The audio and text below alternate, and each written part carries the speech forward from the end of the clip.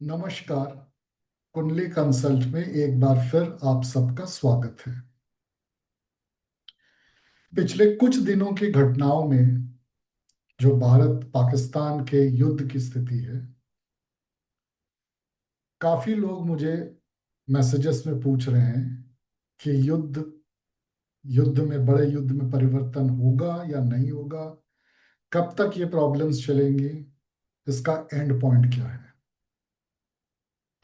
इसीलिए मैंने सोचा इस समय जो देश में एक कौतूहल है, एक एंजाइटी है, इसी के परिणाम स्वरूप मैं ये इंडिया पाकिस्तान की जो सिचुएशन है और भारत की जो स्थिति दिख रही है आने वाले समय में, उसका मैं ज्योतिष विश्लेषण करूं। इस घटनाक्रम को मैं शुरू करता हूं 2024 के जनरल इलेक्शन से। जनरल इलेक्शन के समय, खासकर जनरल इलेक्शन के रिजल्ट्स के दिन, एक ऐसा प्लानिटरी कॉम्बिनेशन बन रहा था जो दिखा रहा था कि एक बहुत बड़ा इवेंट होने वाला है। और जाहिर है, बहुत से ज्योतिष, बहुत से एस्ट्रोलॉजर्स ने वो कॉम्बिनेशन देखा और उन्होंने बोला कि इस बार नरेंद्र मोदी रिकॉर्ड मार्जिन से, जो कभी नहीं हुआ, जीतेंगे। मैंने भी यही प्रेडिक्शन किया था वो कॉम्बिनेशन देख के, मगर ऐसा हुआ नहीं। और उस दिन, फिर उस रिजल्ट के बाद, भारत की कुंडली फिर देखकर मैंने उसी दिन ट्वीट किया था और टेलीग्राम में भी डाला था कि ज्योतिष शास्त्र ये बताता है कि अगर प्लानिटरी कॉम्बिनेशन एक बड़ा इवेंट बता रहा हो और उस दिन कुछ ना हुआ हो, तो इसका मतलब है कि ये जो इवेंट है, ये आने वाले समय में एक बहुत बड़े इवेंट का सूचक है, जिसका बीज उस समय बोया जा रहा है। The seed of a bigger future event is being sown on that day. और इसीलिए उसी दिन मैं ये ट्वीट करके मैंने बोला था कि शायद इसका मतलब है कि एक बहुत बड़ा इवेंट आने वाला है। और मैंने उस दिन उस ट्वीट में 2027-28 में एक बहुत बड़े इवेंट की अनुमान लगाया था, पोस्ट किया था उसके बारे में, और क्वेश्चन मार्क लगाया था on POK. Is this new Narendra Modi government in this term going to take back POK? और जैसे जैसे समय आगे चला और पिछले कुछ दिन में जो हादसा हुआ है, वो देख के मेरा वो अनुमान अब सही होता नजर आता है। अब पिछले कुछ दिन के घटनाक्रम को हम पहले एनालाइज करते हैं। पहलगाम इवेंट भारत की दशा चेंज सितंबर 2025 में हो रहा है। 2000 सितंबर 2025 में, यानी आपसे 3-4 महीने बाद, मंगल की दशा शुरू होने वाली है। जब भी कोई दशा चेंज होती है, कोई ना कोई एक बड़ा इवेंट ऐसे होता है जो आपका दशा चेंज का सूचक होता है। आने वाला समय का की जो दशा है वो कैसी चलेगी, और ये सूचना, पहलगाम इवेंट एक वायलेंट दशा का सूचक है। उस दिन मैंने ट्वीट में भी ये बोला था, लिखा था टेलीग्राम चैनल में भी, कि don't under estimate this event. Pahalgam event is an event which marks the coming of Mars दशा। मंगल की दशा के आने का सूचक इवेंट है ये। और इंडिया का पहला रिस्पॉन्स क्या था? इंडस वाटर ट्रीटी को ना मानना, नकार देना। और आपने देखा उसके इमीडिएट कुछ दिनों में पानी बंद किया जा रहा था, पानी छोड़ा जा रहा था पाकिस्तान पे। मंगल अभी उस समय और अभी अपनी नीच राशि में गोचर कर रहे हैं, कैंसर राशि में। कैंसर पानी का प्रतीक है, कैंसर का ओनर चंद्रमा, चंद्रमा की राशि है। चंद्रमा पानी का सूचक है। इसलिए आपने देखा शुरुआत जो है उस इवेंट का पानी को लेके हुआ। और उसके बाद आया ऑपरेशन सिंदूर। और उस दिन फिर मैंने अपने ट्विटर हैंडल और टेलीग्राम हैंडल में पोस्ट किया, डोंट मिस द नेम सिंदूर। जब भी आपकी कोई दशा आने वाली होती है, दशा चलती है, आपके मन में या समाज के मन में, अगर वो देश का के दशा के बारे में हो, आपके मन में, देश के मन में, समाज में उसके जो लीडर्स हैं उनके मन में विचार भी उस तरीके के ही आते हैं। It is an energy which comes to your mind which shows the future और whatever is running at that time. सिंदूर मंगल का कारक है, मंगल से सिंदूर को जोड़ा जाता है। इसीलिए आप हनुमान जी पे सिंदूर चढ़ाते हैं। सो ऑपरेशन सिंदूर, उस नाम का ये क्लियर संदेश था कि मंगल की दशा अब आ रही है, एनर्जी इज शिफ्टिंग। ये मंगल की दशा विंशोत्तरी दशा के अनुसार शुरू हो रही है। अब अगर आप मंगल को देखें, भारत की कुंडली 15 अगस्त 00 आवर्स न्यू दिल्ली अगर आप बनाते हैं, वृषभ यानी टॉरस राशि का लग्न बनता है, और मंगल दूसरे घर में बैठा है, जेमिनाई की राशि है। साथ में गुलिका मांडी भी वहां पे है। जब इस प्लैनेट की दशा आती है जिसके साथ गुलिका मांडी हो, तो ये बहुत बड़ा प्रॉब्लम दिखाता है। और सिर्फ यही नहीं, मंगल भारत के कुंडली के 7वें घर का मालिक है, दूसरे घर में बैठा है। 7वां घर और दूसरा घर मार्केश की दशा मानी जाती है। मार्केश मतलब अ डेथ इन्फ्लिक्टिंग प्लैनेट, जहां पे आपको मृत्यु के समान अनुभव होता है, ये शास्त्र बताते हैं। पर इसका इंटरप्रिटेशन ये होता है कि आपको बहुत बड़ी प्रॉब्लम इस दशा में आने वाली है। तो अगर आप सम टोटल करते हैं तो आपको ये नजर आता है कि ये मंगल की दशा भारत को बहुत परेशान करने वाली है। जेमिनाई की राशि है जिसमें मंगल बैठा हुआ है दूसरे घर में। जेमिनाई काल पुरुष कुंडली में थर्ड हाउस होता है। थर्ड हाउस आपके पड़ोसी होते हैं, आर योर नेबर्स। आपको अपनी नेबर्स की वजह से बहुत ज्यादा प्रॉब्लम होने वाली है।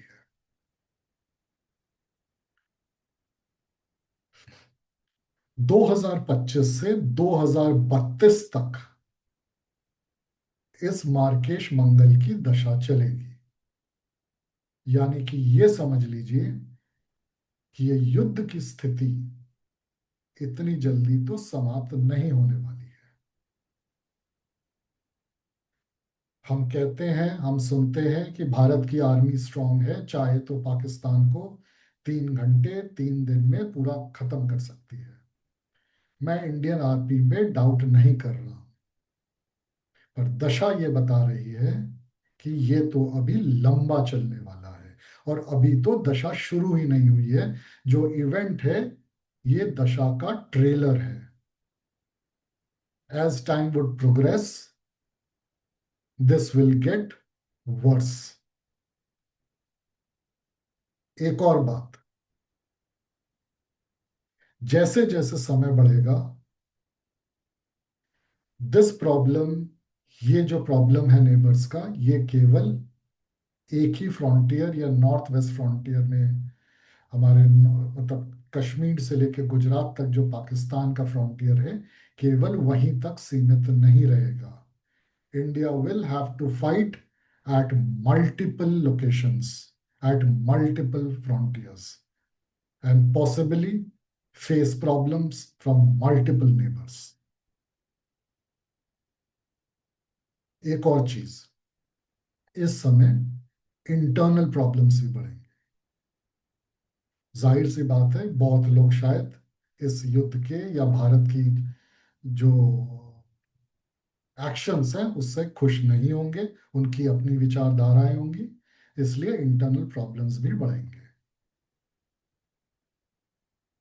मंगल भारत की कुंडली में 12वें घर का भी मालिक है। 12th house is for isolation. मतलब जैसे जैसे समय प्रोग्रेस करेगा, भारत दुनिया में आइसोलेट भी होगा।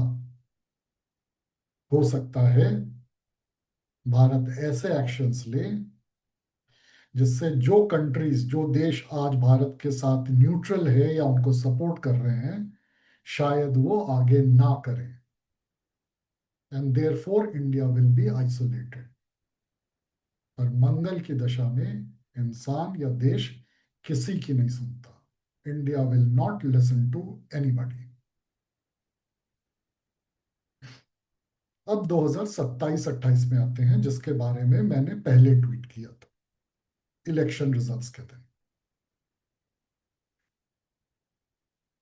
अगर आप भारत की दशा काल चक्र दशा से देखें, 2027-28 में काल चक्र दशा में भारत की दशा मीन राशि से वृश्चिक राशि में परिवर्तन हो रहा है। A jump of 5 signs in under काल चक्र दशा। इसको सिंह विलोपन कहते हैं। और जब भी ये काल चक्र दशा में किसी के जीवन में या देश के काल चक्र में आता है, इसका मतलब है कि एक बहुत बड़ी घटना, बहुत बड़ा चेंज होने वाला है। और इसीलिए मैंने 2027-28 का टाइम पीरियड बोला है। काल चक्र दशा में वृश्चिक की दशा जब शुरू हो रही है, अगर आप वृश्चिक को लग्न बनाते हैं तो केतु लग्न में आता है, और वृश्चिक का लॉर्ड केतु के साथ साथ मंगल भी है। मंगल अष्टम में जाकर बैठता है और अपनी अष्टम दृष्टि तृतीय भाग अगेन नेबर्स पे देता है। मतलब ब्रेकिंग ऑफ द नेबर्स। इसीलिए मैंने बोला था उस समय 2027-28 में कुछ बड़ा होने वाला है, और पीओके लगा के 2 क्वेश्चन मार्क्स छोड़ दिए थे। यानी कि आप एक्सपेक्ट कर सकते हैं कि इस युद्ध का एक परिणाम 2027-28 में या उस पीरियड में, 2027 मध्य से 2029 मध्य का एक्चुअली पीरियड आता है, भारत पाकिस्तान को खंड कर देगा। Now, whether that will be POK, which will be taken by India itself, Bharat PoK को ले लेगा या पीओके को अलग कर देगा, वो तो समय बताएगा। और उस समय मैं देखूंगा, क्योंकि इतनी जल्दी पूरी कुंडली का विश्लेषण नहीं कर पाया। So from mid 2027 to 2029 mid, India might take over POK and or break Pakistan. मंगल की दशा 2032 तक चलती है, और ये जो काल चक्र में वृश्चिक की दशा है, ये भी 2033-34 तक चलती है। यानी 2032 के आसपास तक इंडिया को ये परेशानी लगातार झेलनी है। And the interesting part is, अभी से लेकर 34-35 तक पाकिस्तान की जो कुंडली है, उसको मैं डिस्कस नहीं कर रहा हूं, उसमें पूरा छिन्न विछिन्न दिखाता है। यानी इट इज कंप्लीट इंटीग्रेशन, डिसइंटीग्रेटेशन, पूरी तरह पाकिस्तान का विच्छेद दर्शाता है। अब वो फिजिकली हो या क्या हो, पाकिस्तान की कुंडली का मैंने कोई विश्लेषण किया नहीं है, पर यह जरूर दिखाता है कि पाकिस्तान विल पॉसिबली डिसइंटीग्रेट। अब आप इन सबको जोड़ सकते हैं। So the bottom line is, ये युद्ध तो अभी, ये युद्ध वाली स्थिति तो अभी लंबा चलेगा, प्रॉब्लम्स बढ़ेंगी, सिचुएशंस विल गेट वर्स,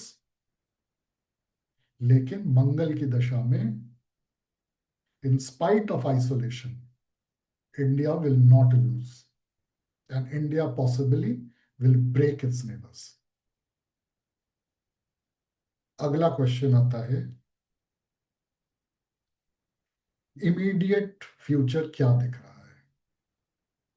इससे पहले कि मैं इमीडिएट फ्यूचर की बात करूं, एक और इस समय मैं बोलना चाहूंगा कि ये 7 साल जुपिटर अतिचारी मोशन में है। इसके मैंने ट्वीट्स भी किए हैं, पिछले कुछ वीडियोस में भी इसकी चर्चा की है मैंने। नॉर्मली 4-5 साल में एक बार कुछ महीनों के लिए बृहस्पति यानी जुपिटर अतिचारी होते हैं। इस बार 7 साल लगातार बृहस्पति अतिचारी मोशन में होंगे। मुझे देख के नहीं मिला कि पिछले ये कितने दशक पहले ऐसा कभी हुआ था। इसका ये मतलब है कि सिचुएशंस, परिस्थिति बहुत तेज बदलेंगी जो अभी आप देख रहे हैं, and it will be both on positive side and negative side. मतलब हो सकता है 7 साल की दशा है तो इसका मतलब ये नहीं कि हर दिन खराब होता जाएगा, कुछ अच्छे पीरियड्स भी आएंगे। यानी आपको किसी समय लगेगा कि युद्ध तो पूरा बंद हो गया है या परिस्थिति पूरी तरह सुधर गई है, and things will happen very fast, but they will again deteriorate also very fast. तो इस समय ये 7 साल घटनाक्रम भी बहुत तेज बदलेंगे।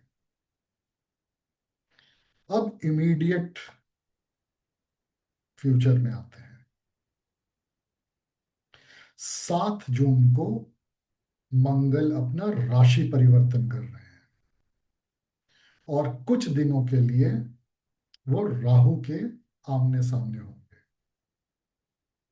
राहु केतु भी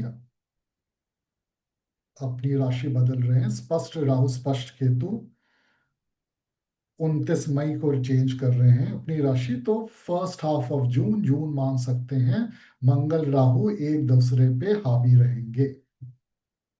विच मीन्स अगर अभी डी एस्केलेशन कुछ दिनों में होता भी है तो ये जून में ये फिर से बढ़ेगा या अभी जो स्थिति है इससे एक लेवल ऊपर जाएगा।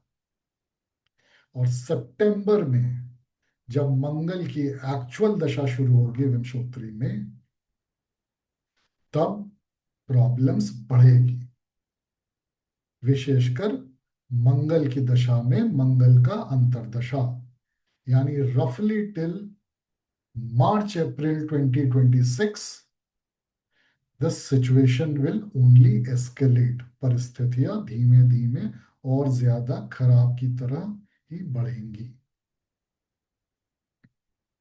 आशा करता हूं आपको समझ में आ गया होगा कि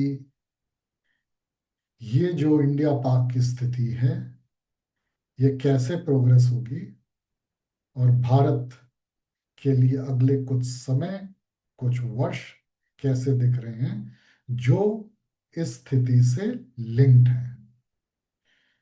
अगर आपने मेरे YouTube चैनल को नहीं सब्सक्राइब किया तो जरूर सब्सक्राइब कीजिए ताकि मेरे वीडियोस आप तक पहुंच सकें।